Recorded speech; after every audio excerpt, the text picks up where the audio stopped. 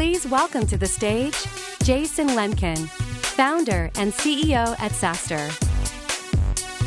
Okay, like this, sure? Okay. Woo! Thanks, everybody. We have fun? Good time? Well, cheers. Thank you for everyone from coming from like a trillion companies and spending a lot of time for our 9th SaaStr annual. We do this to the extent that I can be helpful for people. For their last 3 or 4 events, we just kind of do an open AMA at the end until people get tired or passed out or whatever. So I've got no more slides. I already did several presentations today. But if people want to come up and chat about anything we've chatted about these 3 days or ask any other questions, just let me know. Come on up to the mic, and I will do the best I can to dig into anything I can. So we can kick it off. This is my second one, so it's super fantastic. Oh, thanks for coming. Yeah, no, I mean, this is the best event I go to all year, every year. Good to hear. Very surgical question. Series B company, should product marketing work for product or marketing? Boy, you know, honestly, I'll give you my thoughts. I'm gonna take a pass. I consider myself a pseudo expert in a lot of things, but not product marketing. Product marketing, I think, is a weird art. I know folks here, marketers and productors and CEOs will challenge me. I think we over-index on product marketing. I think, you know, I was briefly an SVP at Adobe. I can tell you product marketing there is super important because everyone knows Adobe, right? Everyone, literally every business on the planet is an Adobe customer. They don't even have like contacts or opportunities at Adobe because everyone's a customer. So it's critical. I think these days, CEOs and others are looking for too much magic from product marketing. Product differentiation is important, being crystal clear. But until you're massive, there's only so many people to product market to, right? So the rambly answer, which isn't the question you're asking, is I do think we expect too much, even going into Series B. Even up until 10, 20 million ARR, I think we expect magic from product marketing. I don't see it there. But who should it report to, right? Well, you're right, because product marketing is neither product nor marketing. That's the odd thing about product marketing. I don't know why we call it. It's neither. It's not really building a product, and it's not actually getting you any new customers or doing any marketing. So, look, I think the answer, I'm going to give you the same answer, and I have less certainty on this than I do other things. I think it's the same answer in the early days of who should my SDR team to report to. Sometimes it's clear the SDR team should report to sales. That's natural, right? But sometimes what happens these days is you'll hire a first head of sales that has never done outbound, right? And you'll hire a head of marketing that's managed a BDR team themselves. So actually, sometimes it makes sense for marketing, for the SDR team to initially report to marketing because the head of marketing has more experience, right? They've worked in a sales-driven environment. I would say today, if you're not sure, should product marketing report to product or marketing, whoever has more experience managing product marketing. And now, having said that, the more technical your product is, maybe whoever's more technical can do a better job of it. But the person in product is probably not going to be as slick and not going to produce the brilliant imagery and tear sheet. And the person in marketing may not be as deep in product. But I don't have but generally, when you're not sure between two functions, the right answer is not what seems logical in the org chart, but who has more experience. The last thing you want is someone managing a function as you're growing quickly that doesn't understand the function. This I see again and again. Hiring a marketer that's never done ABM, have to figure out ABM. A marketer that has only done enterprise, having to figure out a PLG or self-service motion. If you have no other choice, it works. But if you have a function that can float between an org, put it where the person's done it. Okay, thank you. That's my best answer. Yeah. Hi, Jason. It's nice to see you again, and after seeing your dog yesterday, Marilyn. Oh, Marilyn, thanks for coming. Yeah, of course. So I am in the process of starting my own company, and I am, of course, not, invisible to the whole AI buzz that's happening. In Seems like a big deal today. These last couple of days. I know. Right? Like, who would have thought? Yeah. So my question to you is, for early stage companies or new companies that are starting out. Yeah. Do you think they should find a way, if they haven't already, to add like an AI twist to it or sprinkle some AI here and there in their product? Well, look, first of all, I'm still learning. I'm a pretty pragmatic person, and It's funny. Did you go to the first day session when I was with David Sachs from Craft Ventures? Yes. And I thought his answer was very telling, and I'll expand on it. I said, of your $3.5 billion, how much of your new money is going into AI? And I think he said 80%. 80%, yeah. And then I asked him, and I've known David since we were founders together, and I asked him, what's the best product you've seen that's done AI? And he's like, well, there's a lot of good demos. So if you think about it for a minute, this is the conflict. All the venture money in SaaS is going to AI. Okay, I met a little while ago with Byron Dieter, who runs the whole SaaS cloud practice at Bessemer. We've been doing stuff together for years. He said the same thing, 80% of Bessemer's SaaS investments going into AI. Okay, that's a fact. So to the extent that venture investment matters, that's super important to understand. But the fact that one of the smartest people I know, founders, David, said it was mostly demoware is also telling, isn't it? So look, the answer is, so let me put it all together. AI does not magically make every payroll product better. I'm not sure it makes, we could ask Gerada, but looking here, I'm not sure it makes SOC 2 better, right? I'm not sure every app magically hooking into the ChatGPT API is going to change the game. I do think that every smart engineer today is inspired by AI, and they are playing with every API, every Claude, every anthropomorphic, every ChatGPT. And you've got to give your engineers and your product folks, I mean, you're tiny, you're starting, but you've got to give your team, even yourself, leeway to think, how could, where AI is today, and I think it's going to be radically different in 2 years, because it's early. Where is it today? What magical things can we do with our product? And you have to be thinking that way. If not, you're not state of the art, right? You're not state of the art if you're not thinking, this explosion of creativity, can it make me better? But if it doesn't, it doesn't. Most of the stuff at SaaStr is business process software. It's changing the way businesses do support or sales or marketing or compliance or procurement. And AI probably is just going to make them a smidge better, right? But so I wouldn't be cynical about it. I wouldn't go around talking. I talked to too many founders lately who, what do you do? Well, I'm AI for that. I just stop. Right? Just stop. That maybe made sense 2 months ago. Today, everyone is assuming your product has AI in it. So start with what it does again. Start with a big problem you're solving, why it's different, but make sure you have a thoughtful response to where AI plays in it. That's all I would say. All right, thank you so much. Thank you. Oh, hi, Jason. I'd like to know your thoughts on the future of lead generation software, and what do you think will be will be out of the competition between Apollo and ZoomInfo? I know you like ZoomInfo, but well, I love Henry. I think he's one of the great entrepreneurs of our generation. I mean, ZoomInfo's at $1 billion something revenue, was bootstrapped. He did it himself as a first-time founder from the dirt with no money. I mean, that's pretty impressive, isn't it? Well, look, you almost asked two different questions, and I'm not a total expert, but you asked about lead generation, and then you asked about ZoomInfo and Apollo. Look, the thing is, I mean, the second half is data, right? And data for marketing, data for sales. Data is interesting because it's never great, is it? None of these products are great. And I love Henry. I love ZoomInfo. I haven't used Apollo myself, but my team has. People love Apollo, right? But data is like security. It can't be solved. Like, you can't solve security because someone else is going to figure out how to take advantage of anything. And so that's why security is one of the most dynamic spaces, because it's not solvable, right? Data is not solvable. Data is not, you will never get the perfect database of every buyer of every SaaS company on there, every customer. It's not solvable. So what I just think is, and that's why it's interesting. So that's why if Apollo is as good as it's, and I just haven't used it, if Apollo is as disruptive as it can, it makes sense I would try both, doesn't it? It's like security. Like, there are very few enterprises that use one security vendor. Maybe in the old days they only used Checkpoint, okay? But today everyone's got 30. Right? And so I think it makes sense to try heterogeneous sources of data. I think it's as simple as that. I think Apollo is good and ZoomInfo is good, and none of them will be perfect. You will always find crappy data. You will always find uncleansed data because it's not perfect. And so I actually think it's probably what's more interesting is that ZoomInfo kind of won for a while. I would have expected there'd be 3 to 4 vendors. You can say ZoomInfo is expensive, but I would argue if it works, you could buy 4 of them to get leads.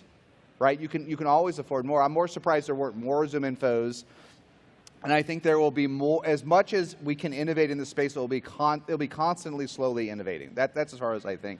In terms of lead gen, I don't know. I think it's fascinating. I guess my meta thought, and it's like my caution to founders, is the tools change.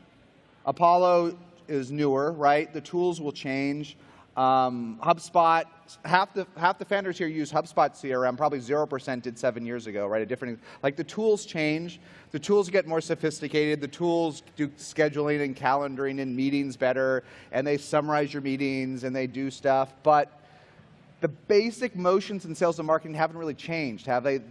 We do outbound, we do inbound, we do viral. Now we call this crap VLG. It's still viral. It's the viral of 20 years ago. It's the viral of Hotmail and other things. And ABM is a more sophisticated version of targeting buyers, and we do these things, and we all think we're content marketing experts, but we've been doing content marketing since the Stone Age, right? And so I actually don't see. For example, one of the classic SaaStr posts I literally rewrite every single year is, if you do a great weekly webinar, it always works. This is so true. We even do it ourselves at SaaStr. If every single week at the same time, at Wednesday at 10 a.m., you do a webinar for prospects and customers, and the first week only 1 comes and people are grouchy, and the next week 2, and then 3, and then a year down the road it's 20 and 30, and then they tell their friends to come, and they tell other people to come. This weekly webinar on its own will not make your company, but it always works, right? And how long have we been doing webinars? I mean, I don't know, since the 1820s or something like that. I mean, 20 years. So look, someone will produce some truly disruptive products and lead generation, but my advice is, you've got to do the motions. You've got to do the webinar. You've got to do drip marketing. You've got to do campaigns. Now, maybe SMS will change it versus email, especially if you're in e-commerce. But it's the same basic motions, just done with better tools and improved channels. And my biggest fear is that one, founders think there's a silver bullet.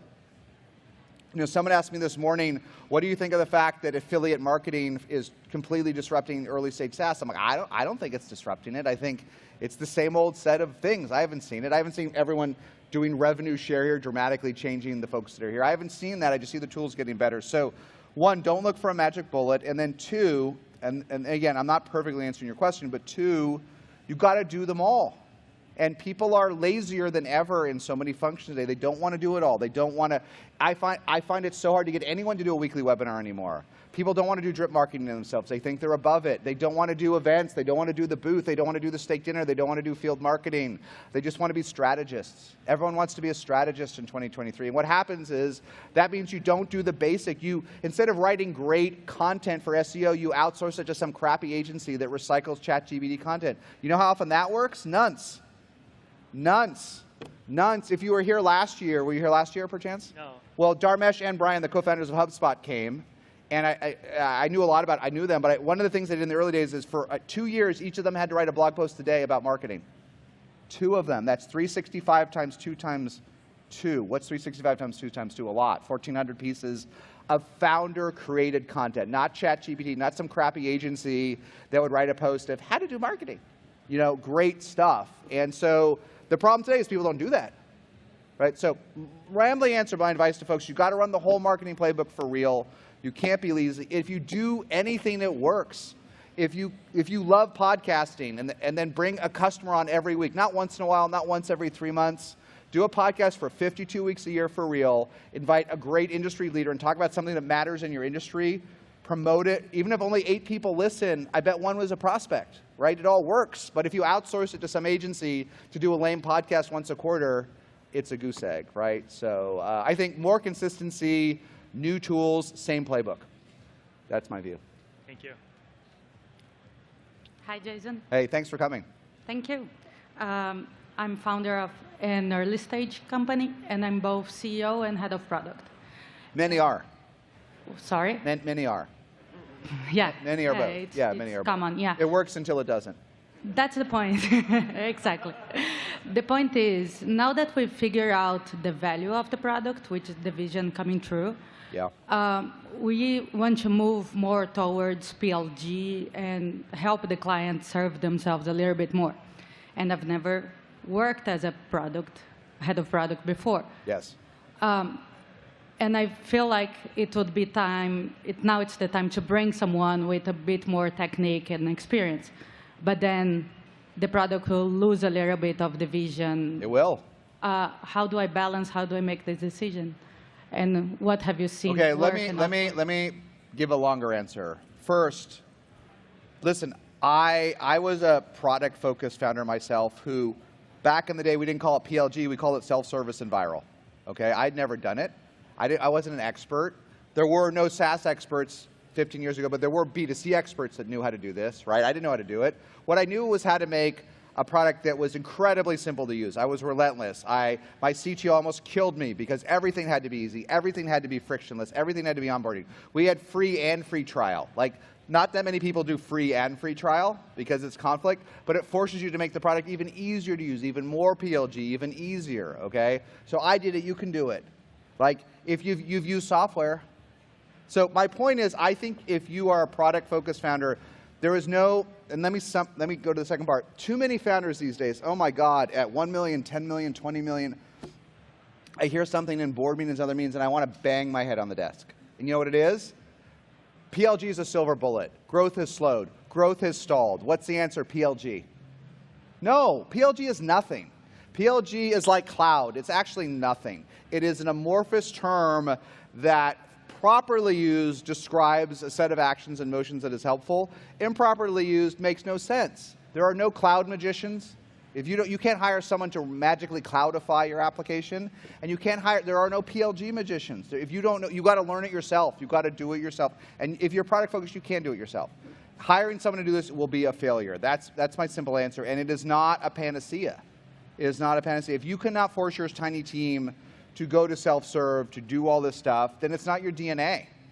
The other problem with this magic bullet of PLG, and this has been true since we used to call it self-serve or viral, is it's not everyone's DNA, right? If you have an enterprise or a sales-led motion, you often have humans doing onboarding. You have to have humans filling product gaps. You have to have humans doing hand-holding, right? And that's fine in the enterprise. It fails in self-serve, right? Not everyone can do that jump. A lot of folks will, if the deal size is big enough, they will plug the gap from deal signed to go live with humans. A self-serve product can't do that, right? You're not going to do that. So Ramley answer is don't look for a silver bullet. Going down market does not magically solve problems, right? And do it yourself. There's no magician. And I generally think, so to finish it up, and hopefully this is helpful, I do think these days founders actually hold on to being the head of product too long, which we could chat more about. But don't let it go too quickly. There's no magician. Where you want to hire a head of product, usually as a founder, is not to make the product better. It's when the product gets too complicated. Our products generally start off as simple. We have 4 people. How many workflows and integrations? But then we get 10 customers. Then we get 100 customers. Then we get 100 customers using 87 different configurations of our product. So 100 times 87 is 8,700 use cases. And as a founder, you have 5 hours a week. I don't care if you were a genius in the early days. You cannot remember 8,700 configurations of your product. That's your head of product's job. So you hire a head of product. But if you let it go early, you'll end up with a lot of Gantt charts and Figmas and beautiful designs, and you'll go nowhere. That's my thought. Thank you. Perfect. Thank you. Long-time fan. First-time attendee? Long-time fan, first-time attendee? First-time question. First-time question, yeah. So I hope you'll indulge a quick 2-part question. So, as long as it's 1 part. Okay. So, brief one, yeah. I'm interested in what the odds of success are. So if there's 1,000 startups. Yeah, this math's crappy. Keep going. Don't listen. Everyone gets this math wrong. It's stupid math. But keep going. If there's 1,000 startups. In your experience, how many of them will hit 100 million in revenue as a freestanding company? Okay. How many of them have great founders and have a great initial traction? So in your experience of 1,000 startups, how many have? Let me give you a fun example. So when I started I've been investing for about 10 years, and so I've only done like 30 investments, okay? Here's my first 5 early stage investments. Pipedrive sold for 1.5 billion, now doing almost 200 million in revenue, okay? Second one, Algolia, worth 3 billion, doing over 200 million, will IPO next year. That's the second one. I invested at $8,000 a month in revenue. Third one is TalkDesk. They're worth 10 billion. They're doing hundreds of millions of revenue. They will IPO yesterday. I invested when it was 5 people and 1 person in the United States who didn't even have a desk. Okay? Fourth one is Greenhouse, which is over there. Okay? They're doing hundreds and hundreds of millions of dollars and will probably IPO in 2 years. I invested pre-revenue. Fifth one was SalesLoft, sold for $2.5 billion, 12/31/21. I was there pre-revenue. Okay, so look, it sounds like a humble brag, and it's not for reasons that we could talk about. But that's 5 for 5. 5 for 5. Okay, so the sixth one is an e-discovery company called Logical that got acquired for $300 million 2 weeks ago. That was the sixth one, so 6 for 6. Okay, my point of the story, we can dig in, is you bend the odds. You bend the odds. Now some of them had a little bit of revenue. Some of them had none of those 6. Okay, they were all great founders that hustled, that acquired customers and didn't quit and kept going.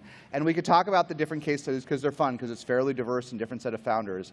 But I just hate this math of 1,000 founders, only 1% will get to Series A, and of that only 0.1%. Like, that's sort of true how you build your funnel, but the best founders bend the odds. The best founders bend the odds. So that's, on my first 6 investments, all 6 were wildly successful, weren't they? From $300 million to $10 billion from the seed stage. Now, after that, I've done another 25 investments, and I think 5 or 6 of those 25 will equal the rest, but maybe 20 of them, 10 or 15 of them won't. And that's where the folks didn't bend the rules. The founders were good but not great, right? They didn't fully lean in. In some cases, they quit. In some cases, they ran out of money. In some cases, they didn't try hard enough. In some cases, they yelled at each other and blamed other people, right? But the incredible founders that never quit, that got customers, they just don't fail, right? So listen, that's why the very first SaaStr annual in 2015, our tagline was, from 0 to 1 million ARR, impossible. No one needs another product, do they? There's 100,000 SaaS products. 0 to 1, impossible. 1 to 10 is unlikely because that's scaling so hard. 10 to 100, inevitable. Inevitable. And that's still true today. If you can get it to 10 million, you have good NRR, and the founders don't quit, like even if you're growing 30%, build a spreadsheet. You will go from 10 to 100 if you're patient enough. Even if you're at 60% growth, even though the VCs will not invest in you because you're not growing 100% at 10 million, if you grow 60% at 10 million, of course you will get to 100 million, won't you? So, rambly answer, but if I could give anybody generic kick in the ass advice, is don't look to these numbers for excuses. It's up to you. If you have a great set of founders and you have a great technical founder and great non-technical founder, like if you can build kick-ass software for real, and a lot of us can't build kick-ass software. A lot of folks have a good business person and a mediocre CTO or an outsourced development team. That's harder. Okay, that is much more rarely successful. But if you have amazing founders who are committed for 10 years and understand the market, you are already better than 99.9% of the rest, right? And you will not fail unless you let yourself fail if you get to just 10 customers. Because if you get to 10, you will get to 20. Right? And I said this in the early days of SaaStr, people thought it was dumb. Now it's obvious. If you get to 10, you will get to 20. If you get to 20, you will get to 40, to 80, 160, 320, 640. It always happens if you have a great team and you don't quit. And you get better and better. You learn the industry better. From that 10, you didn't expect, right? But then the 20 you learn. I don't know if you were in the session with the co-CEO of Monday, Aaron, on the first day, but I asked Aaron, how come 70% of Monday's customers aren't in tech? Why are they in churches and agriculture and insurance? He's like, well, we ran Facebook ads, and the tech companies were too hard to close, but we could close churches, so we became a church company, right? Not literally, right? But they didn't quit. They leaned into it. They embraced what they were good at and did, and they kept going and going and building and building and building. And they went from 7 million when they came to SaaStr annual. They had 7 million SaaStr annual in 2017. Today they have 700 million. So is that how? So many people cite these numbers, and I think they're dangerous for great founders, right? So all of that first group succeeded, right? But the last point I will make, of all those, the Pipedrive, TalkDesk, Algolia, Greenhouse over there, Logical, this is the last point I'm going to make to founders. Almost, not all of them, but almost all of them almost failed. So the most extreme example, so Logical, that just got acquired, even in these tougher times, for $300 million a couple weeks ago. I was emailing with the founder, Andy, who's spoken here. You can watch his videos on YouTube. And I was looking back in our investor updates at 15 million in ARR. Their ARR growth was negative for 6 months. It didn't shrink. It wasn't the macro economy or blah, blah, blah, blah, blah, or woe is me or ZERP or DERP or WERP. In 2019, they had negative growth. They hit 10 million really quick. They fell out of product market fit for a variety of reasons, and they went to 110 pretty quick, and then they decelerated after 20 to 30. Most founders would have quit. Growth didn't slow to 30%. Growth went, I couldn't believe it when I looked back. I forgot. I'm like, you grew minus 4-point-something% at 13 million revenue. You just sold for $300 million. If you watch Andy from Logical on YouTube and SaaStr, the best founders don't quit. They didn't quit. Maybe they got discouraged. I never saw Andy and Cheng get discouraged. I saw them, and they changed their business model, and they went to pay-as-you-go model, and they changed their whole ICP, and they gave up on selling to law firms, even though they're in e-discovery process. And then that didn't work. They sold different, and they hired a SaaStr's CEO who ran the company to the ground, and it took them too long to figure it out. But they got rid of the CEO, and then growth came back, and they got rid of the terrible VP of sales. They didn't quit, and they eventually found the VP of sales, and they never fucking quit, and they went from pretty quickly to 10 million, and then negative. It's hard in SaaS to go negative, right? Fast forward to $300 million. Not $3 billion, but pretty damn good, and the founders owned half. So not a bad outcome, right? So thank you. Hey, Jason.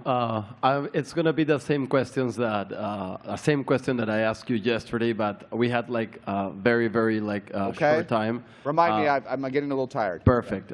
So we're about to hit $2 million in revenue this year. When is the right time to hire your sales VP, and how do you know, like, that is the guy can take you to an A round or to the next stage? Thank you. Look, the answer, I've written this, and no criticism, I've written this at least 80 times since 2012, but I'm going to say it again because it's really true, and I've had many conversations around it this week. If you can, the perfect time to hire the VP of sales is when you have 2 scaled reps. When you do what we now all call founder-led sales. When SaaStr started, I just said, you got to do it yourself. Now we call it founder-led sales. Ideally, take founder-led sales to 2 reps that can hit quota. When you have 2 reps, you have the beginning of an engine. You have something that someone that has sales experience can replicate, okay? So if you have 2 reps hitting quota, you can go out and fire your first stretch VP of sales, and her or his job will be to take you from 3 to 300. Once they have 2, if they're smart enough to understand the pattern, close some deals themselves, listen and learn to these 2. The good ones will listen and learn. The mediocre ones will disregard them. The 2 ones will say it's a blessing, and they will find 2 others like them. And then the next 2 will be a little less like them. And the next 2, as you develop a playbook and get some heterogeneity and some diversity. But if you hire a head of sales before 2 reps, maybe 5% of the time it works out. There's nothing for them to build on. There's nothing for them to VP, to be a head of sales, right? There's nothing there. So if you wait too long after 2, then it's okay, but you're doing founder-led sales too long, right? Like I think Daniel at Greenhouse is over here. If I remember, I think he was managing 10 reps to start at Greenhouse in the early days. And it just took him a while to commit to hiring this head of sales. And so you can do that, and Greenhouse was very successful, but it's a waste of time to hire reps 8, 9, 10 yourself. Someone else that has done sales before can do that, right? So that's the moment in time. How do you find someone great? Look, at the end of the day, 2 things. The first thing I've said a million times, but it's worth repeating because it's a top 10 mistake founders make today too. If nothing else, would you hire them without their LinkedIn? So the mistake so many founders make is, oh, she worked at Twilio, or she worked at Mercury and FinTech or Drata, or wherever we are looking out on this great thing. They worked at Expensify or wherever you want. And you're like, I need that. I'm doing something kind of like Expensify. If only I could hire this person, my problems will be solved. And sometimes it does help a little bit, but what we all make the mistake is we over-index on that. And so you got to take their LinkedIn and put your hand on top of that Expensify or Drata or whatever it is, or G2, and say, would I still hire them? And usually be like, well, actually didn't really respond too quickly to the email, actually failed one of the interviews, actually doesn't seem to understand our product, but it can't be that hard. It's like Expensify. That's the mistake we make, right? So would you hire them if it wasn't for their background? That's mistake number 1. Mistake number 2 is you got to hire a stretch VP. You got to hire a first-timer. Not an SDR to VP, but you got to hire someone from director to VP or head of to VP or something, but not a stretch too far. Okay, this is the tough Goldilocks thing. If you hire someone that was already a VP of sales here, why are they going to join you at $2 million? Probably only because they're terrible. It doesn't make any sense. It's illogical. They're probably not good, okay? What you want is a stretch. What you want is And the kid could be 20 or 60. I don't care about it, so I'm using kid as a concept. You want the kid that wants it, the up-and-comer. But the mistake we make when we hire the stretch head of sales, the kid, and again, the kid is not chronological, is we do what I call, and you can research it on SaaStr if you do the search on our home, say double search, we do a double stretch hire. And you can hire someone that only hired 2 reps themselves or 3 reps themselves at a quota. If you hire someone that hired 0 reps themselves, it never works. The mistake so many, and I'll end with this, and I'll end with 2 more things. The mistake so many founders make, Andy from Logical that sold for $300 million made this mistake himself, is you're like, I got to take a risk on a kid, right? So I'm going to go to Drata. Again, poor Drata, I'm using them right there, but it's a great company. And I'm going to find, I'm kind of in the security or compliance space or something similar. I'm going to find the #1 AE. I'm going to hire Elaine. She is the best. She closed $1.9 million at Drata last year. Everyone says she's a monster. She's great, right? All the reps say she's the best at Drata. I'm going to hire her as my VP of sales, okay? And Elaine might take that job because Elaine's ambitious. She's the best rep, right? She wants the ring. Not all reps want to be managers because there's downside, but she wants it. She wants it, and she put in the years, and she put in 3 years at Drata and crushed it. But you know what Elaine never did at Drata? She never hired anybody. She was an IC. And she hit her number. What happens, and I'm making up Elaine, let's call him Bill instead. Bill comes over from Drata, the #1 rep, and Bill doesn't know who to hire. And Bill tries to hire the other folks at Drata, but they don't want to leave Drata. And Bill doesn't know how to hire. Bill's never hired a quota-carrying rep.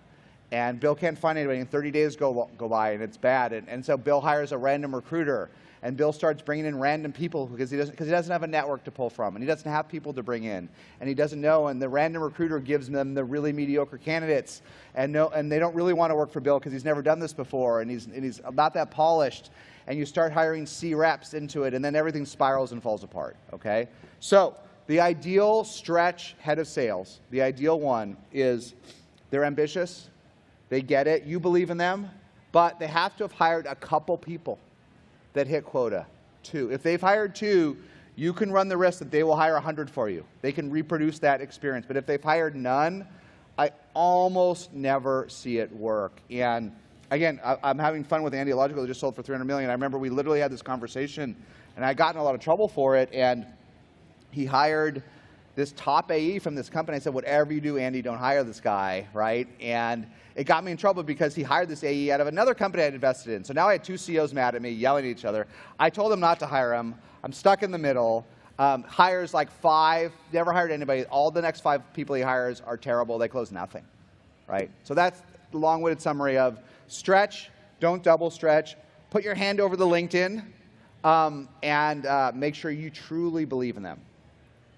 Thank you very much. You're the best, man. Before you go, if you're looking for your next stretch VP, give me a ring. He's right here. It's right here. You could do the resume. You're not a double stretch. You're just a single stretch, right? It's a single stretch for now. Stretch. Very good. Always be prospecting, right?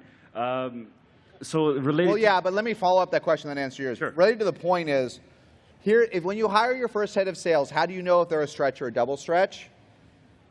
The great VPs, like the seasoned VPs of sales, always have like 10 people that want to work with them. They're working it between jobs, during jobs, on vacation, because half the job of scaling a sales team is recruiting, okay? So the best sales leaders I know, I've bumped into a bunch of sales folks I know here, they're constantly recruiting each other, okay?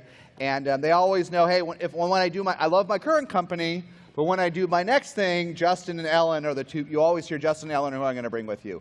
A stretch VP doesn't have 80 people. But they better have 2 or 1.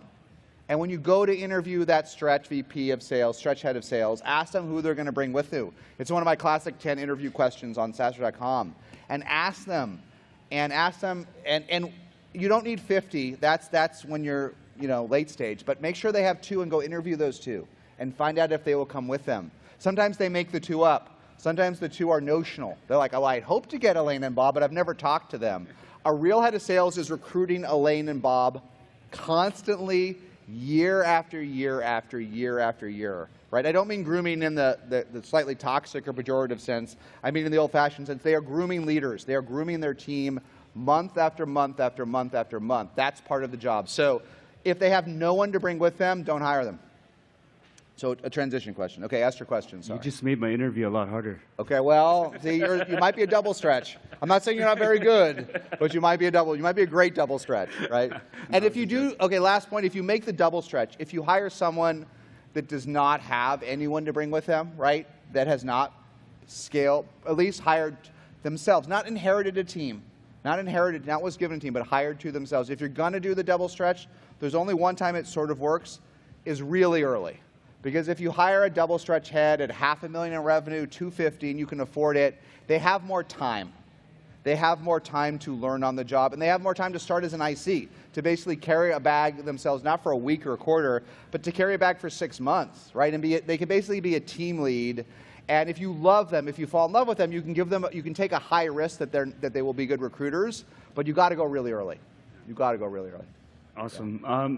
This is related to the topic, but the reason I'm asking the question is my company is going through an acquisition right now. I'm part of the acquired company. Yes. And I just learned about knock on wood, a Databricks acquisition, and so I'm seeing a lot of activity in the market. I'm curious, what's your perspective on M&A in the market over the next 6 to 12 months? What should founders be thinking about? For founders? Yeah.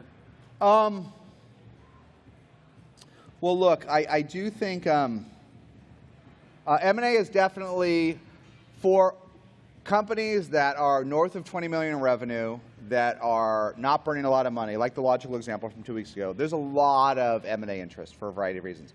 There's a ton of interest from private equity firms. Private equity firms will buy any SaaS company with high NRR that are break even north of 20 million. Like if you get to 20, here's a cheat code for founders, okay? If you're in any well-established category, okay, anything that's established, and you hit 20 million, you're growing even just 30%, and you have over 100% NRR and you're break even, someone will buy you as part of financial engineering. If you're at 25 million and they have another, and you're doing whatever, they will slam 2 security companies together, one at 75, one at 25, each only growing 30, put them together, boom, you have one at 100 going 30 that maybe in a year and a half can IPO. It's financial engineering. And the Tomo Bravos and the Vistas and smaller folks do it every week. Yeah. So I know it's not the question you're asking. I'll talk about the current times, but bear in mind, and this is, I wish I'd known this as a founder because this started to change just after I sold my last company to Adobe. This hadn't matured yet in SaaS. There is an off-ramp as founders. Just so you know, it's hard to build these companies, and in the beginning, you just want to get anywhere, and then you want to get to 5 million and 10 million ARR. And then sometimes when you cross 10 million or so, you're like, frack. Look, I got something, but I'm not GitHub. I'm in GitLab. I'm not Okta. I'm not going to IPO. I'm not going to IPO. And it's intimidating because what are my options, right? And there are other things that can come up, but here's the thing that has changed in SaaS. Again, if you can get to 20 million or more, and 20 million is the trip line for private equity. If you can get to 20 million or more with decent growth and modest burn, you will get offers to buy you. I will bet you dollars to donuts you will get offers. You will get cold calls from analysts at PE firms and others, and you may not want to do it, and you may not love the terms, and you may be bought by something that's a little ossified or dated, but there is an army of capital whose job it is to buy these because they become annuities. A $20 million business growing 30% with 110% NRR with no burn, even if they never ship a line of code, as long as you keep the customers somewhat happy or trick them into renewing, it becomes a 5 or 10-year annuity, right? Yeah. So that has already picked up. It briefly receded, but there's more money in private equity to buy those 20+ ARR low burn companies than targets. There's more money than companies, and so you have this step-off point as founders if you can just get to 20 with even mediocre growth. You do not have to be a rocket ship. This is not obvious. You might need to be a rocket ship to get bought by Salesforce or Twilio or something because they want to buy a rocket ship, right? You might have to be growing 100% at 20 million to get bought by a tech company, but you can probably get bought by PE at 30% if you don't burn nothing, right? So that is all coming back. There's a surplus of capital. In terms of corporate M&A, the Adobe is buying the Figmas and Salesforce is buying Slack. That's murky because things are much better for public SaaS companies now than 12 months ago. That was my opener. You can look at the growth rates, the efficiencies. Things are better. but multiples aren't great. The average public SaaS company trades at 6x ARR. Now, when Salesforce bought Slack, even Salesforce, which is really old, I think it sold at like 25, it traded at 25x ARR. So when multiples are low, big M&A is tough. It's tough because it seems very expensive, and the targets don't want to sell cheap. They don't want. You don't want to sell. No one wants to sell for 6x ARR. No one that finally got to 8 million in revenue is like really excited to sell for 48 million after 12 years. Like they might do it, but no one's woohoo! 12 years, we get to sell for 6 times our ARR. So it's very hard to make M&A work unless multiples are high. And I think everything's much better in SaaS than a year ago. Not for everyone, but for many.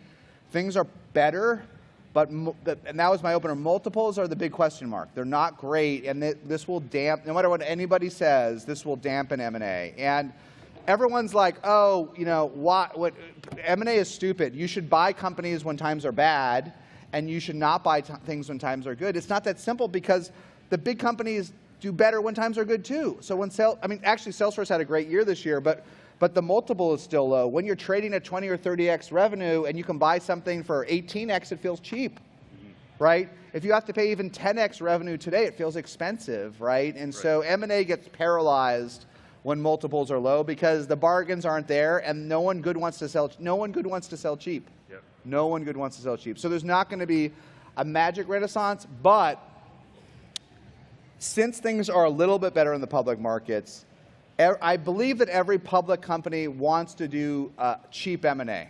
So I think we will see anything good that can be acquired for 100 million, 200 million, 300 million that is good, not that it's pre-revenue, will get bought. But I think it will take a while for like billion-dollar deals to come back because the multiples are so low. Right. Thank you. Hi again. I actually have a question from my dad who couldn't make it. Okay, well then that doesn't count. That is as a repeat. Okay, what does Dad want? His name is Andy. He's a founder and CEO of Unipr, UNIPR. Yes. And his question is, what is your sweet spot for making the first investment in bootstrap startups from the point of view of ARR, number of customers, team size, and order of preference? And then from what type of business perspective, which do you prefer more, like PLG, SMB, or enterprise SaaS? Well, look, let me step back for a minute. Folks that are bootstrapped completely misunderstand how venture capital works. People that are bootstrapped think VCs don't like bootstrap companies. Nothing could be further than the truth. Nothing could be further than the truth. VCs love bootstrap companies. If you talk to Excel partners, one of the top VCs at all times, they'll say our favorite investments were Atlassian, right, which I think they bought 20% of, bootstrapped. Qualtrics, bootstrapped, on and on. Why do VCs like bootstrapped? There's no one else on the cap table. Okay, you can, within reason, you can buy more, you can control more, and it's simpler. If you can find a bootstrap company that gets to some scale, the last thing you want to do is have 78 other investors in the company because there's no room, right? There's just no room. So and Atlassian for a while, I mean, Excel had this practice and it's still there. They tried to hunt when folks only want to invest in the Bay Area, right? Like anything in SaaS was terrible. They're like, no, we'll go to Australia and meet those guys at Atlassian. We've heard good things. And we'll go to Utah and meet Ryan Smith. They didn't care because they'd built real businesses, right? And they will tell you those are some of their best investments of all time. So VCs love bootstrapped for greed reasons, for selfish reasons. There's no competition. There's competition. There might be competition for the deal. You might get multiple term sheets, but there's no one else jamming up the cap table. So people completely misunderstand it. People think VCs are anti-bootstrap. No. It is your best dream as a VC to be the first investor because this is almost a toxic term, but VCs want to control the die. They want to be the biggest investor and have the most control and the ability to invest more if there's an opportunity. They want to control the die, so they love bootstrap. The problem is that they don't want slow-growing bootstrap companies. This is where bootstrappers get confused. And I just met a great set of founders here, incredible, incredible founders that got all the way to 15 million bootstrap growing 50%. Okay, 50% is not 10% or 20%. If they commit for another 10 years, they will build a 9-figure business and they will be very rich and have a great journey. But a PE firm like we talked about will touch them at 20 million. Like when they cross 20 million, they'll get an offer for 200 million. But no VC is going to invest in any price because they're not approaching 100% growth at 15 million. No traditional growth stage VC is going to touch it, right? But it's not because they're bootstrapped. It's probably because, oh, and I talked to these guys, and they're great. I love them. They're at 15 million. And I asked them, how much cash do you have? Because they're bootstrapped. They have $1 million on their balance sheet. So they don't have enough to invest. It's slowing down their growth. And that's the bootstrapping paradox challenge, right? And that's why, you know, everything's hard. You have to be an outlier to win. But the Atlassians and the Qualtrics are rare. They are rare. It's a minority of the public SaaS companies. But there is no VCs prefer bootstrapped, but they are not willing to give you credit on growth. That's how I'd summarize. They're not willing to say, oh, well, look, 50% growth is okay. It's because you didn't have money. But if I give you money, you'll accelerate to 100. A founder might believe that, but no VC is going to take that bet. No VC is going to say, you would have been 100 at 15 million if you'd raised 20, so I'll give you 20. There is founder logic in that. There is no VC logic in that. So thank you. Thank you. Thank you so much. You've always been so helpful with your guidance, and it's generous. You and your guests, really big impact. Thank you. Good to hear. And the weekly webinars are great. My question for a large enterprise SaaS sales team, the AE ramp planning assumption is 6 months. Do you have any advice? That's a stressor, isn't it? Do you have any advice on moving it to 5? What might we suggest and do next? Oh, I know how to move it to 5. And listen, I know this is going to sound trite. This is what a great VP of sales does. Until then, you can't do it. There are no shortcuts, but do you have a great VP of sales today? Yes.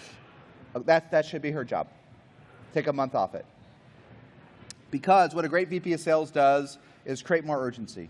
A great VP of sales listens more. A great VP of sales talks to more stakeholders earlier in the process. A great VP of sales realizes that even though Jason inbounded on your form, Jason's not the buyer. Jason's never going to write a check. You got to get to Jim or Jane or Julia or Johnson.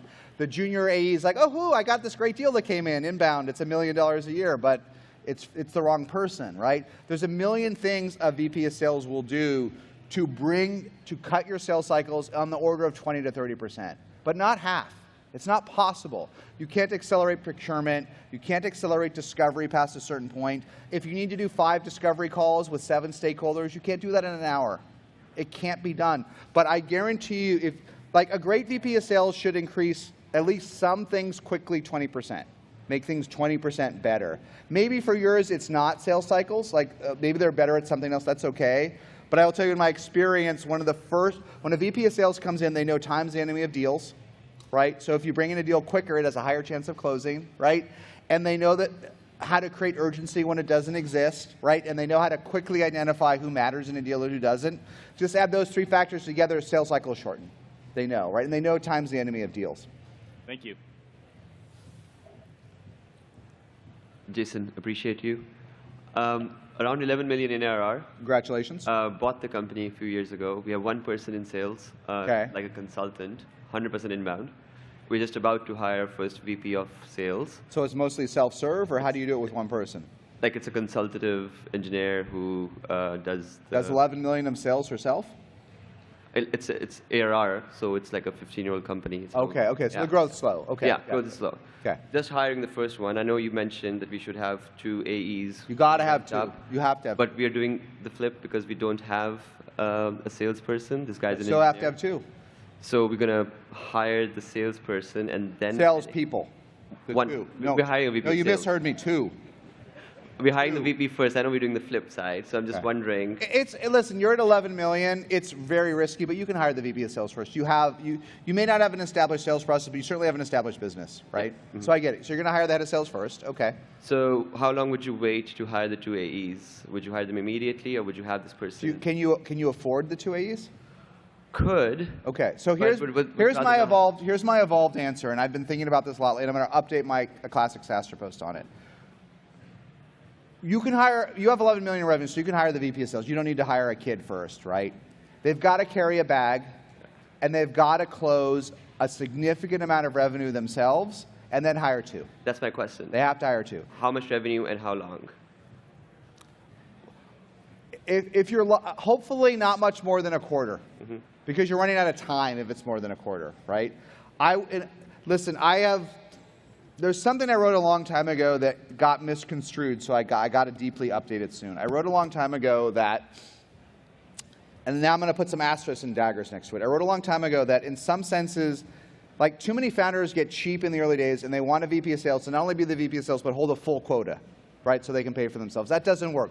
You can't, even in this day of side hustles and multi-hustles and everyone running a real estate business on the side and courses on the side, as a sales leader, you cannot own a full quota and manage 8 reps. It's not possible. If you can't afford it, you can't afford it. So what I said years ago was, look, should they hold a quota when they start or not? Sometimes yes, but it can't last forever, right?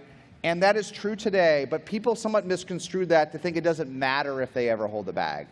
What I have learned is if they already know the product, if they're already a customer, if they've already sold it, sure, like they could just be a manager.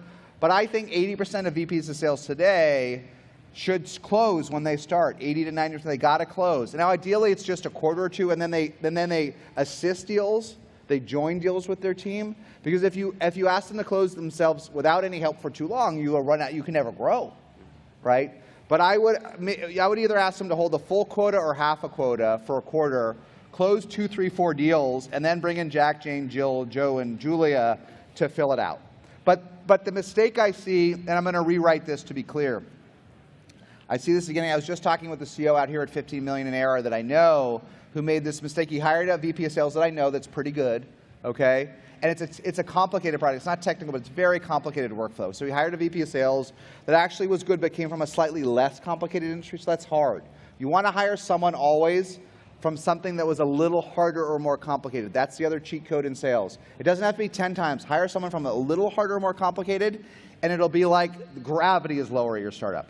It will be easier for them. I'll tell you a story in a minute. If you hire someone from something that is great but easier to sell, and yours is harder, they will fail almost always, okay? So this VP of sales came in to a product. He sold a product that was medium hard to sell to one that was more complicated, and he never sold himself. He hired 5 AEs. Okay, and I like this VP of sales. He closed nothing in the first 6 months. He never learned it himself, and he could never train his reps, and he never closed anything in the first 5 or 6 months, nothing. Yeah. Just to follow up, do you have an opinion on solution engineering as a department within the sales team to sit, if it's a super technical sale, like 10 out of 10? One way or another, you need a solution architect department, whether that's the CEO or the CTO in the early days, which is often the case. Whether it's sometimes the customer success team will play that role, whether you grab one of your top engineers to do it. The reality is, if you have a technical sale, there's always a solution architect, solution engineer, sales engineer in there. They're always in there. So once in a while, you'll get an AE that was an engineer themselves, so they're wearing 2 hats. But even if they're wearing 2 hats, here's the learning. There's always a sales engineer in the deal. So you got to figure, now, do they have to have the title? Like, no. Sometimes if someone else on the team can do it, great. But the biggest mistake in technical sales is when you hire a generic AE and don't put anyone, no solution of any form. Yeah, no chance, right? Listen to their gong calls. You're gonna like blow your brains out when you listen to the dumb things they say. Like, does your product? Wait, what's an API again? I think our API does that. Yeah, a hook web. We might have those. I think we do. Which of the socks do you want? We have all the socks. Sock 12. Of course, we've got all. You're like, and if you're, especially if you're selling to like a VP of Eng or CTO, they're going to see through that in 3 seconds. They're going to just click X on the Zoom and be out of there, right? Thank you. Hey, I'm Christina. I'm the founder of One Schema. Thanks for coming. Yeah, thanks. So we've been thinking a lot about product roadmap lately, and a lot of companies invest in multiple product lines on their path to 100 million ARR. We talked a lot about that here. Spencer from Amplitude did, Jack from Lattice. It was a big theme. We talked a lot about AI this year, but multi-product was the subtle theme, right? But Nick talked about it from Gainsight at the end. Yeah. It can be incredibly distracting for both your engineering and product team and your go-to-market team to juggle multiple value propositions, customer types, and potentially neglect your core product.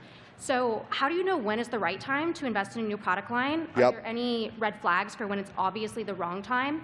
And how do you think about what is fundamentally a new product line versus a very large feature? A lot of really good questions. That could be a whole session, right? Let me give my overly simplistic answer to all of this. 100, 1,000, 10,000. 100, 1,000, 10,000. Now let me explain. No matter what you do, you're going to hit some TAM issues.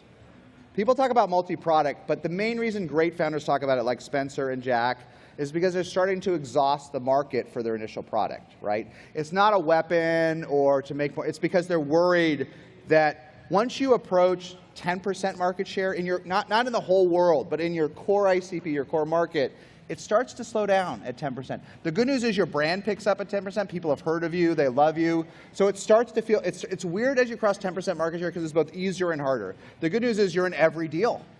You're in every deal. But the good news is for reasons you're not sure of, things are still slowing down. Not radically. It's a weird thing. You're in every deal, but it's because you're exhausting your micro TAM, your initial TAM. And in enterprise, it's often around 100 customers in a group. In mid-market, it's 1,000. And in SMB, you're lucky to get to 10,000 customers without hitting significant headwinds, okay? So my rough, way too rough rules are enterprise, mid-market, SMB. Before you get even halfway to 100, 1,000, or 10,000, you better have a plan to go multi-product. Or you will not go to 0, but you will slow down due to TAM exhaustion, right? So those are my numbers. But obviously, enterprise is a smaller universe with bigger deals. So as you approach those, not cross them, approach them, you will exhaust your TAM. That's the tact. And I've seen, we've gotten, when we did SaaStr Annual 2017 in Bill Graham, it's funny we didn't know this. And I did 2 sessions back to back. I did Jeff Lawson, CEO of Twilio, and Peter Gassner of Vivo, who had just gone multi-product. And that was very innovative at the time because they were smaller, right? They were both crossing, coming up on 200 million and seeing these issues, right? But now it's well understood. You have to do it. But to answer your question, if you do it before TAM exhaustion, you may be stressing the team too much. You've got to get good at it. What you want to go in SaaS is from nothing to mini brand to brand. Mini brand is when the viral word of mouth loops in. You start to get pulled into deals magically. You don't know why. You get an inbound, hey, I heard of you from my friend Bob or Elena. Or, I was at my last company. I was at Gainsight and went to Vitally, and I want to bring you in. That's like a mini brand. Like, the world hasn't heard of you, but like in your core ICB, they start to hear about you. That's magic because you start to get this inbound viral loop. And then as you become a real brand, you're in every deal. Like not everyone picks Salesforce for CRM that's here, but everyone at least talks about it, don't they? They're in every deal. So you want to get there because life gets easier, but as soon as you get there, you're exhausting your TAM. So that's your job as a founder, is not to go too early because you'll burn the team out. And so you've got to do this, am I approaching 10% market share? Not in the notional world, not every restaurant in the world, not every SMB. You've got to be, your job as a founder is to be very rigorous, and in this case, define your TAM narrowly, like your core ICP, where you get the majority of your revenue. And are we approaching 10% market share? You better have a second product by that point. Thank you. Yep. Hi, Jason. Nice to meet you. Thanks for coming. My name is Wayne. I'm a first-time founder of a generative AI startup. Good. It's funny that my question is pretty similar to the previous one, but potentially from a different angle. Okay. A quick context is that we help businesses create their AI avatars and videos so they can scale up their video production. It's a good space. It's a hot space right now. Right. Yep. So the question is really simple, but we've been really struggling with that a bit. Like, do we go horizontal or vertical? So facing the possibility of using AI to create videos, there's lots of kind of sub-use cases. Yes. Like each one of them makes sense. There's real customers asking us to do that. And we definitely would want to try because no one else is doing that, and we have the kind of bit of edge of doing a first mover advantage. We try some of them. They actually also work well, but the problem is that after we do 2 or 3 of them, our product becomes kind of weird. It's like one product for not only one thing, but like 2 or 3 things. So it's getting hard to describe that, but it's like that's a problem. Right. That's the problem with the horizontal platform. If it's hard to describe, it's tough, right? Right. So it's a simple question, but we've been thinking back and forth all the time. We've been growing okay, but we don't know if it's a good, decision to say, okay, let's stay laser focused, people say, or let's continue to expand to really do horizontal. Look, I don't know the answer. Look, it's one of the great, if you build a broad-based platform, especially one that has a self-service element, right? Right. You want to be horizontal. You want to be Zoom or Slack or Canva, because that's the biggest TAM. Of course you want to be horizontal. And as product builders, we also kind of enjoy horizontal products, right? But even horizontal products have segments where they outperform, right? And if you went to the Monday.com session with Aran the first day, they built a horizontal platform at Monday, but once they started doing Facebook marketing, they found that insurance, churches, construction were the ones that performed, so they leaned the hell in, right?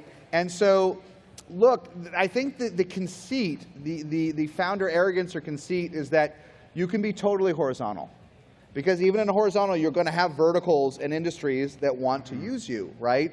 And you got to get to 1 million, then you got to get to 10 million. You got to get momentum, and it's and even these horizontal platforms are not. When you peek behind them, you'll often hear a story that a Loom really performed in this area, or Slack took off with developers early, became performing and broader. I would, if you love horizontal and you believe that's your future, I would build an elegant, easy-to-use, onboarded PLG self-serve product that is magical, that is beautiful, that is elegant for content or whatever you're doing. And then wherever you have any concentration of customers, I would lean the hell in like a vertical. It's not either or, right? And going too horizontal is a dream because you still have to find the areas of strength where no matter what you say, everyone's feature poor at this stage, right? And everyone also has a magical feature or you'd have no customers. So you've got to do that 2 by 2 of where feature poor is okay because I have a magical feature and you've got to lean like hell in there. And then if you do, I'll give you one last bit of advice related to the prior question of multi-product. Right. The biggest mistake I see from like 2-ish million to 10 million that founders make is they over-diversify. They cross a couple million in revenue, they finally have something, it's more than beer money, it's real, and they're like, okay, well, we're strong in insurance, or I want to do all these other things. It's too early. You have rarely exhausted your TAM at 2 million. From 2 to 10, all you want to do is double down on what's working. Get better and better and better. As you cross 10 million or so roughly, then go back more horizontal. Maybe for you it's horizontal to vertical to horizontal, even though we don't all think about horizontal to vertical to horizontal, but I think that's really the way most of us work. Because you've got to focus once you have something and put almost all your energy into what's working. And then when you have some fat on the system, when you have extra engineers, extra salespeople, extra capital, then you can do more experiments and you can invest in things that are more expensive or have lower ROI, right? But on the march to 10, don't do it. Got it. Thank you. Thank you so much. Hi, Jason. My name is Chase. I'm the Chief Period Officer at Sanico.us. Thanks for coming. I practically stalked you online on LinkedIn and Twitter. Good. I love a good stalker. That's good to hear. We've been building a B2B, just say Asana for Black Period. We're building an employee productivity for women in the workplace who want to manage vertical Asana. Yeah. Manage their menstrual, maternal, mental health.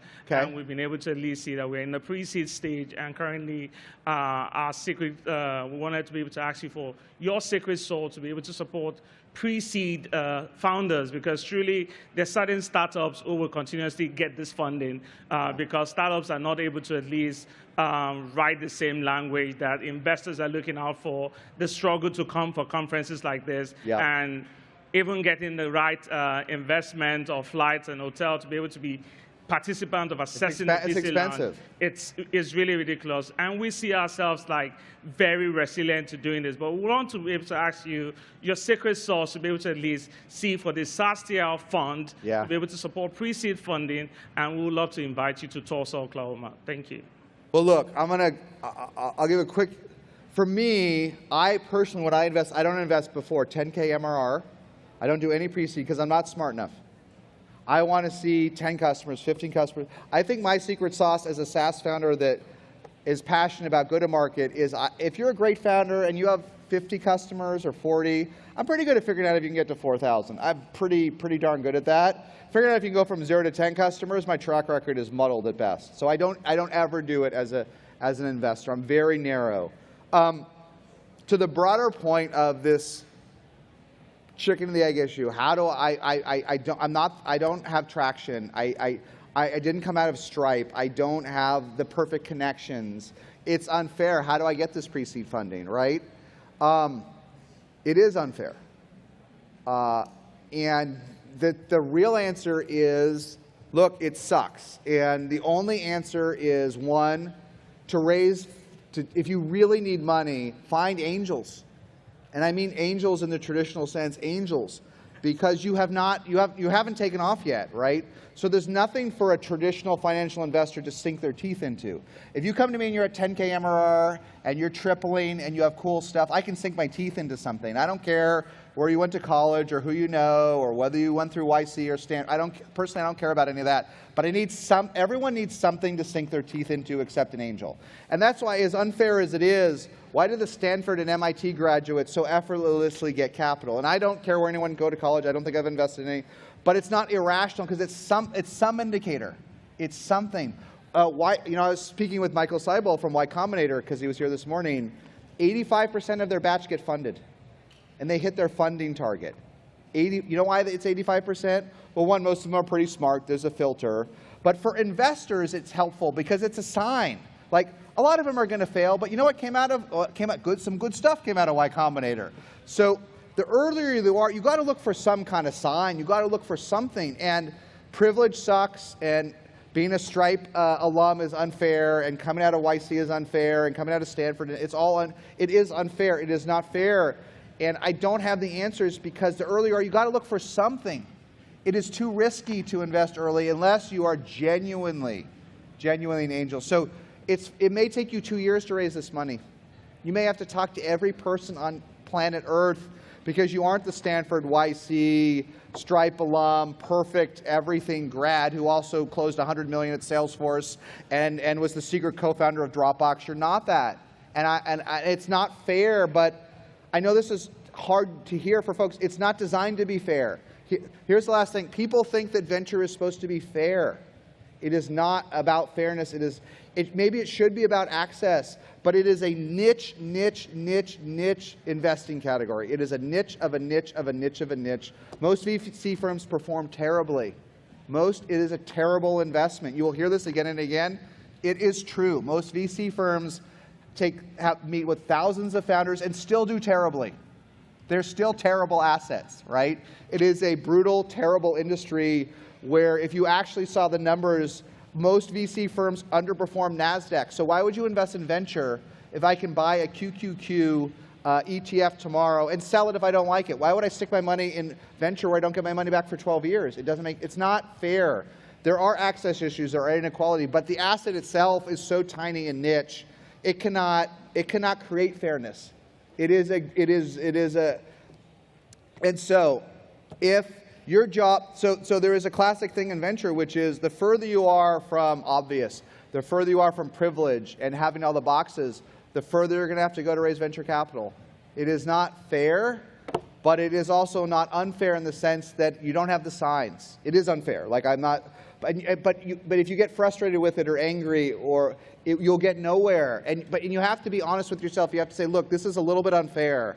But tell yourself, have you checked any boxes? Did you put the decade in at Slack, right? Were you the VP of whatever at Datadog, right? They deserve something, right? I mean, maybe not, but there's a lot of data to say that the best VPs at Datadog once in a while build another Datadog.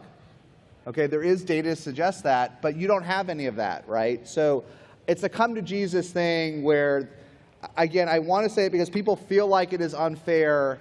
And it is, and they feel like it's biased, and it's fucking biased, and it's unfair. But you got to understand, it's not just a game.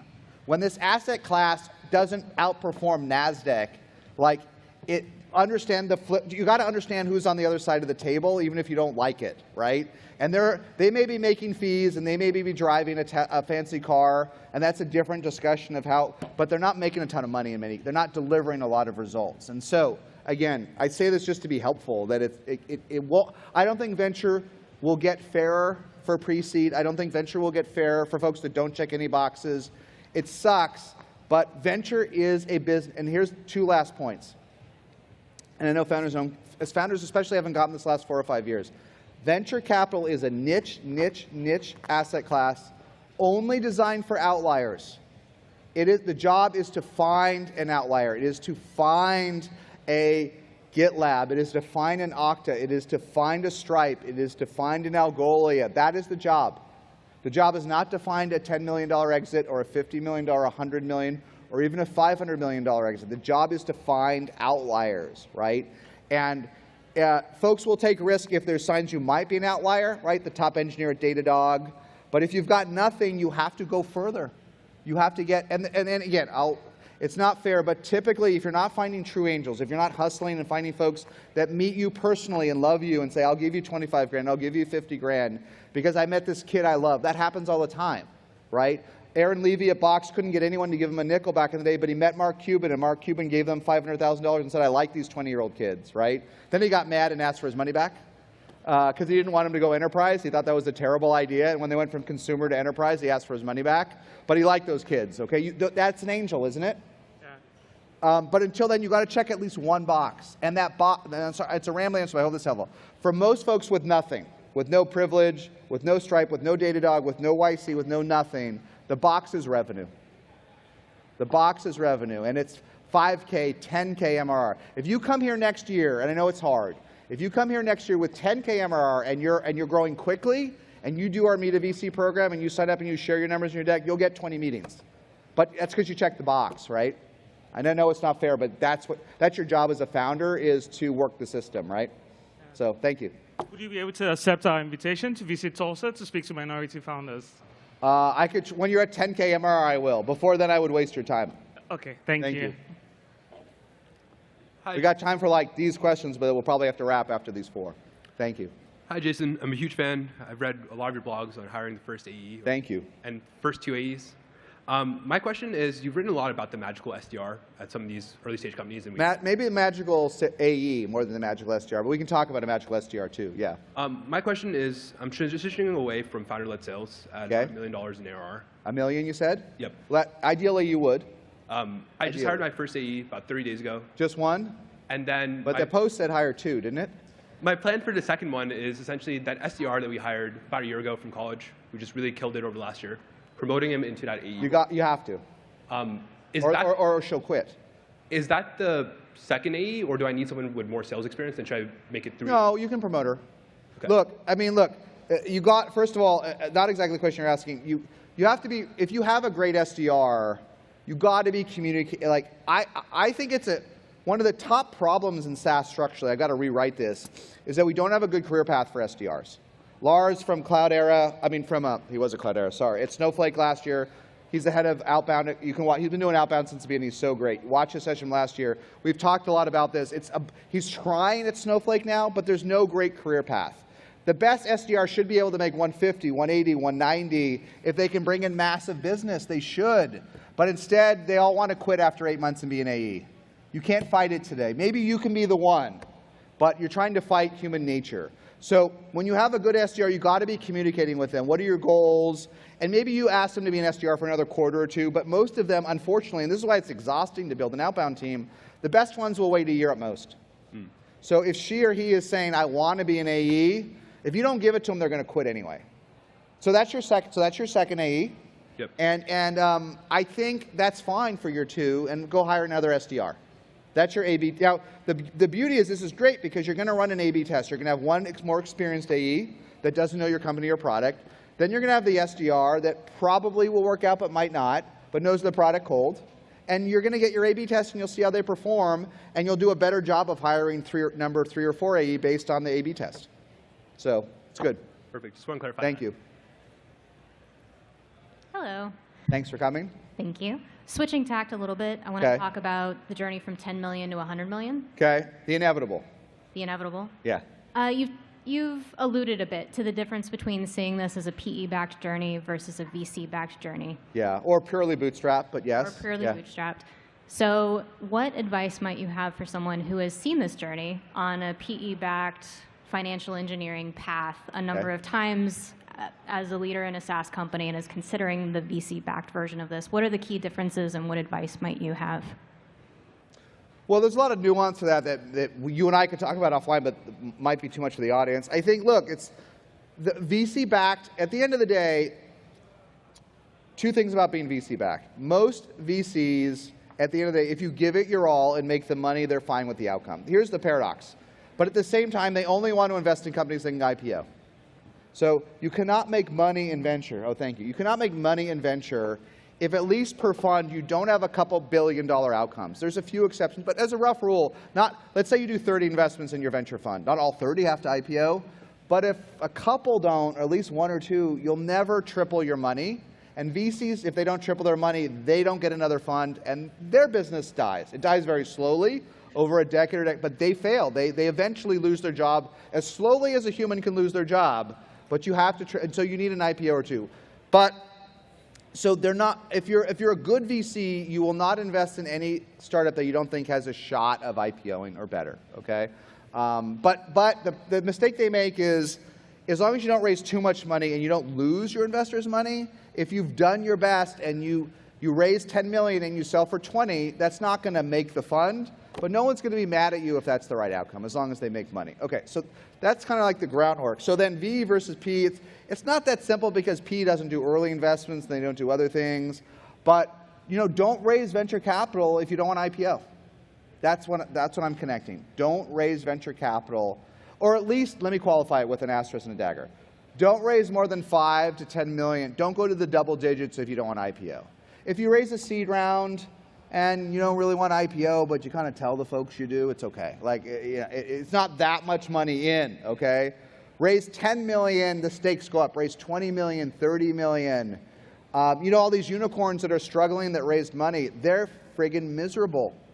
They're not having fun. They raised $200, $300 million, and they have good companies, but if you sell that company for $300 million, it's a disaster. And it's not only a disaster economically, I don't want to run that company. You want to spend 10 years of your life building a company to $300 million in value, but then you raise $300 million. So yeah, there's a little carve out for management, but the employees make nothing. The investors barely make their money back. It's soul crushing. It's soul crushing for the amount of our lives we put into these companies. So only raise double digits of venture if you're going for IPO. If not, P is this fun, not fun, actually it's not remotely fun, but this unexpected middle ground that may not be fun, but is an off-ramp with good liquidity that people don't realize. Again, our fun case study from these weeks, when Andy from Logical sold for almost $300 million, they gave all cash, no escrow, no anything, and he just left the next day. He literally just got back from his first vacation in 10 years at the one hotel in Kauai. Is it great? In a couple of years, might he look at it and say, maybe I wish I was still running it, maybe we'll see. But that's a total off-ramp, right? Literally, you get acquired by HubSpot or Salesforce, they're going to make you stay 3 years and be the SVP of something. You get acquired by P and they got a guy down the hall. They have a guy, it could be a woman or a man, but they always have a woman down the hall. That's their job, to bring in another manager, another CEO. And so you may not love it, but that's how I would think of it as a founder. Are you willing to commit to IPO? And if not, and you raise more than 10 million, I think you're going to be miserable in the end. Hey, Jason. Good to see you. Thanks for coming. Thanks. Last time we spoke, after we went through the winter YC batch, we were doing a lot of founder-led sales. Yep, as we all do. We were growing really quickly, and we hired our first 2 AEs, and we sell to construction companies. Okay. And we had a lot of struggles teaching them how the founder-led sales worked. And construction companies don't answer the phone or look at emails. So we tried outside sales going to construction sites and their offices, and it started to work. So how do we know if we double down on that or continue down the inside sales route? Well, I suspect what happened was not only were you only doing inside sales, which didn't work, you were hiring tech guys that didn't know the industry, and so no one would buy from them. I see this, you certainly see this in complicated technical products all the time, but actually I see this in vertical SaaS all the time, which is in vertical SaaS, the sales team needs some industry expertise, right? In developer-led sales, if the early reps don't understand software, they don't understand how to build it, if they don't understand how to spell API, they can't sell anything. There's a different problem as you take an Outreach or a Gong or these great companies that know how to, that are salespeople selling sales tools, and you put them into construction, and they just give the dumbest friggin' answers. Do you, I need to do this with load-bearing concrete across this. Does it do? Oh, of course it does that. Are you sure? What's the amount of pounds per square foot? Prefer the 7.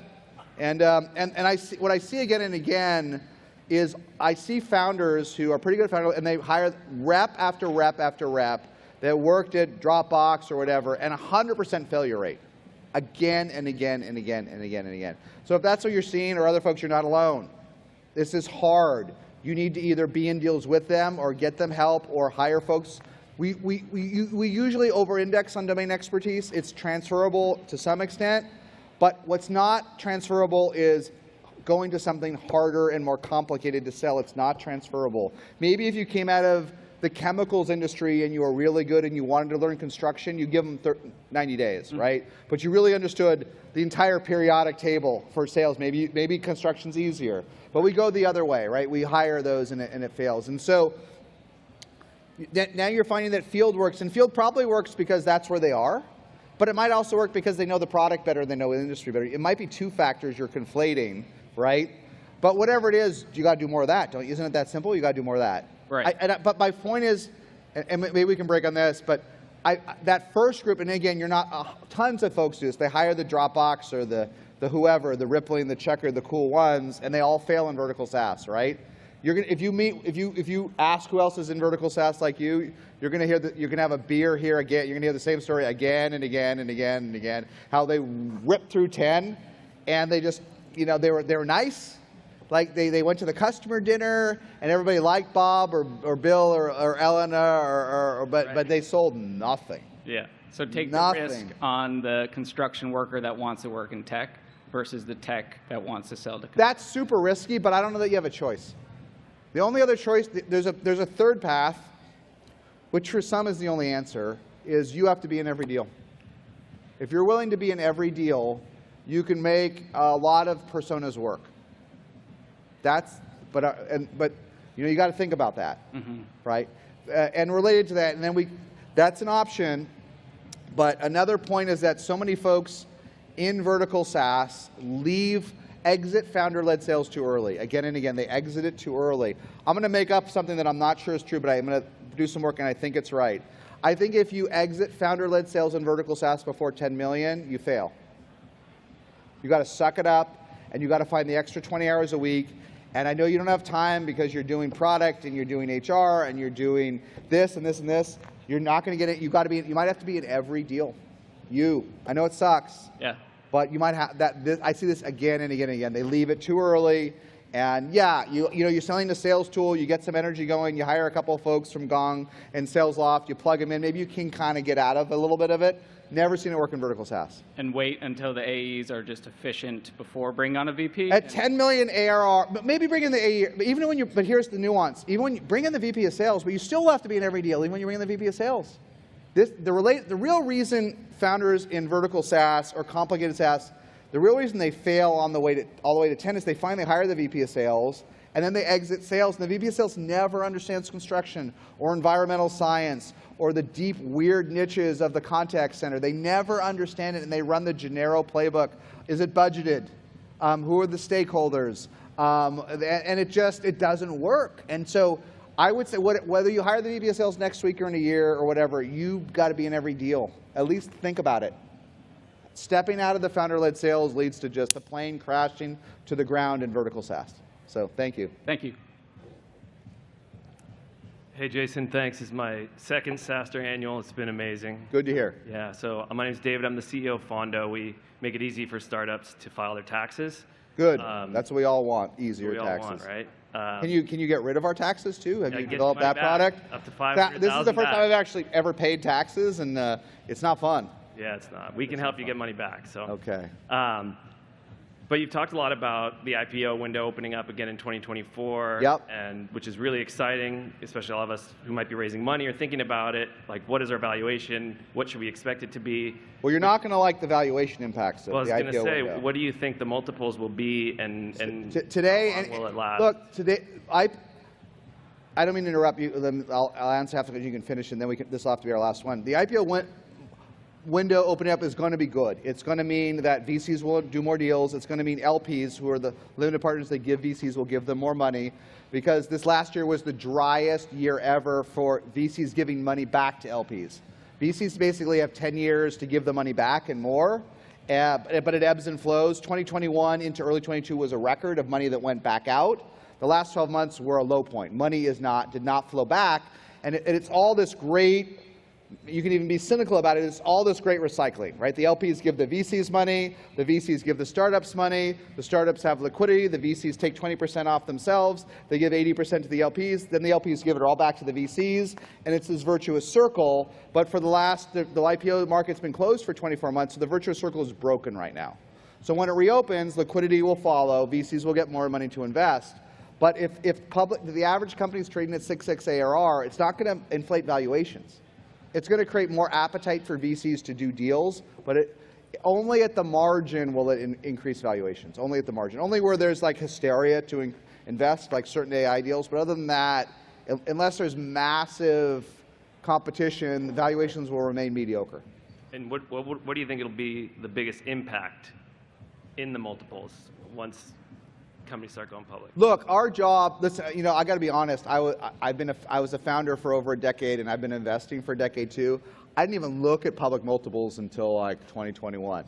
Because I basically just, my whole life in SaaS, I basically decided, all of us that came up early, we basically came up with the basic rule, which is that the public markets went up and down. They were pretty crappy for a while, but good startups were always valued at 10x ARR. Not forward multiple, not this or that. But when I did Adobe Sign Echo Sign, when David did Yammer that was early, when Renee did Build.com, we all kind of came up together. When Peter did Viva, everything was like, it was either nothing or 10x. And once in a while there'd be a rare one that was so off the charts, but like it was very flat actually. It was either like you couldn't get funded, and if you were in this very elite group, like, it was always 10x, right? And maybe because I'm tired, I'm actually losing track of my question for the first time today. I think that's kind of the world we're going to be in again. Like the public multiples are 6x. Startups don't have to be at 6x, but everything's outside of, you know, some great stuff in the YC batch. That's the world you're going to live in. It's back to a 10x world unless you're a crazy outlier, right? Thank you. Okay, thanks everybody. Really appreciate it. Thanks for coming this year. London in June and back here in September. So thank you. Really appreciate it. Woo.